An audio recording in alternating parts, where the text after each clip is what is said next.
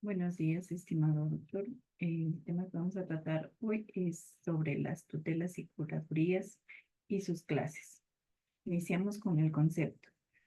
Eh, Según el artículo 367, las tutelas y curadurías o curatelas son cargos impuestos a ciertas personas a favor de aquellos que no pueden gobernarse por sí mismo o administrar completamente sus negocios y que no se hallan bajo potestad del padre o madre que pueden darles la protección debida. Las personas que ejercen estos cargos se llaman tutores o curadores y generalmente guardadores. Partimos del concepto de tutelas.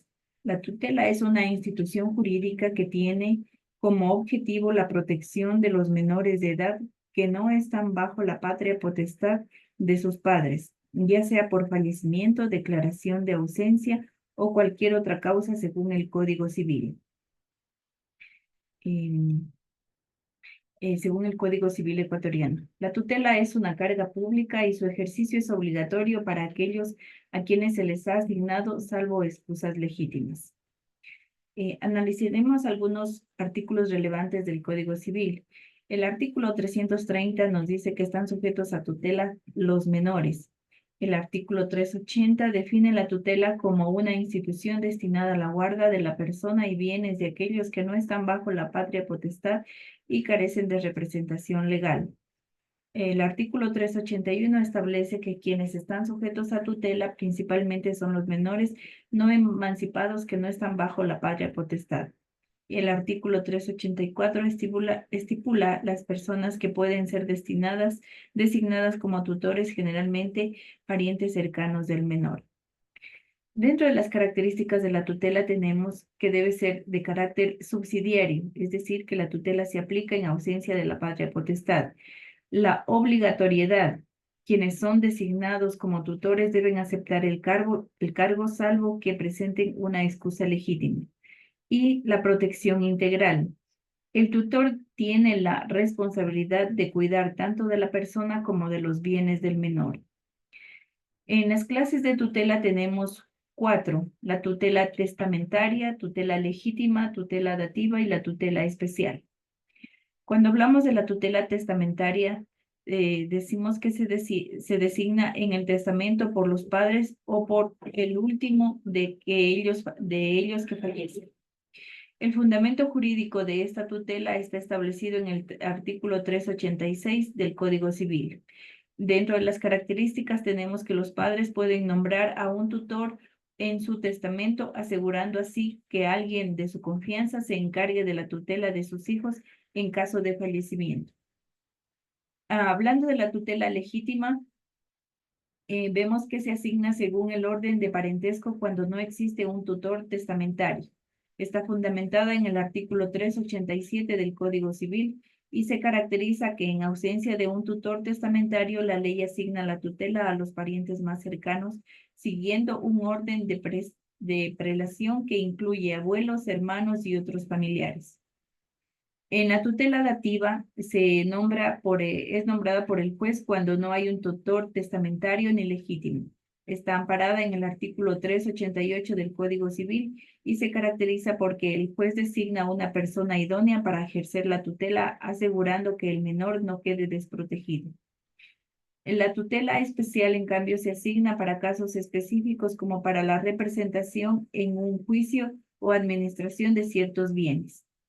Está fundamentada en el artículo 389 del Código Civil. Se caracteriza porque se designa temporalmente para resolver asuntos específicos en los que se requiere la representación del menor.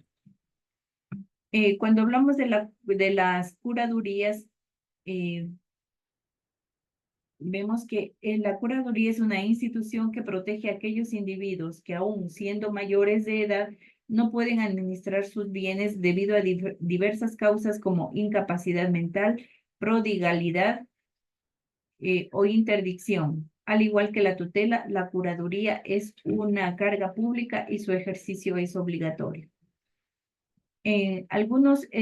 Analicemos algunos artículos relevantes del Código Civil. El artículo 438 define la curaduría como la guarda de las personas y bienes de aquellos que no estando sujetos a tutela no pueden administrarlos por sí mismos. El artículo 439 nos señala que quienes están sujetos a curaduría, incluyendo a los interdictos y pródigos. El artículo 440 establece que las personas que pueden ser nombradas curadores, priorizando generalmente a los familiares del incapaz. Y el artículo 371 se refiere a que están sujetos a curaduría general los interdictos. Dentro de las características de la curaduría, destacamos que es la amplitud de aplicación. Se aplica a diversas situaciones de incapacidad no restringidas solo a la edad. Dentro de la responsabilidad legal, los curadores deben administrar los bienes de los incapaces con diligencia y rendir cuentas de su gestión. Y en la designación judicial, los curadores son designados por el juez, quien vela por el interés del incapaz. En cuanto a las clases de curaduría, igualmente tenemos que son de 4 tipos. Primero, la curaduría general, que se aplica a personas que por incapacidad mental o física no pueden administrar sus bienes. Está fundamentada en el artículo 447 del Código Civil y se caracteriza porque el curador tiene la responsabilidad de administrar todos los bienes del incapaz y velar por su bienestar general. En cuanto a la curaduría de bienes, se centra exclusivamente en la administración de los bienes de la persona incapacitada. Está fundamentada en el artículo 448 del Código Civil, caracterizándose porque el curador de bienes se encarga únicamente de la gestión y administración patrimonial del incapaz sin responsabilidad sobre otros aspectos personales. En cuanto a la curaduría especial, esta se designa para casos específicos como la gestión de un negocio o la representación en un juicio, fundamentada en el artículo 449 del Código Civil, caracterizada por que es similar a la tutela especial. Esta curaduría es temporal y limitada a ciertos asuntos de bienes. Y finalmente, la curaduría de pródigos, que se asigna a personas que debido a su prodigalidad ponen en riesgo su patrimonio. Está fundamentada en el artículo 450 del Código Civil y se caracteriza porque el curador administra los bienes del pródigo para proteger su patrimonio y evitar su dilapidación. Perdón. Como conclusiones tenemos que las instituciones de tutela y curaduría reguladas por el Código Civil ecuatoriano son fundamentales para la protección de aquellos que no pueden cuidar de sí mismos ni de sus bienes. La existencia de diversas clases de tutela y curaduría permite una adaptación a las circunstancias particulares de cada individuo, garantizando así una protección adecuada y efectiva. La correcta aplicación de estas instituciones es esencial para asegurar la justicia y el bienestar de los más vulnerables en la sociedad. Ese es mi aporte. Muchas gracias.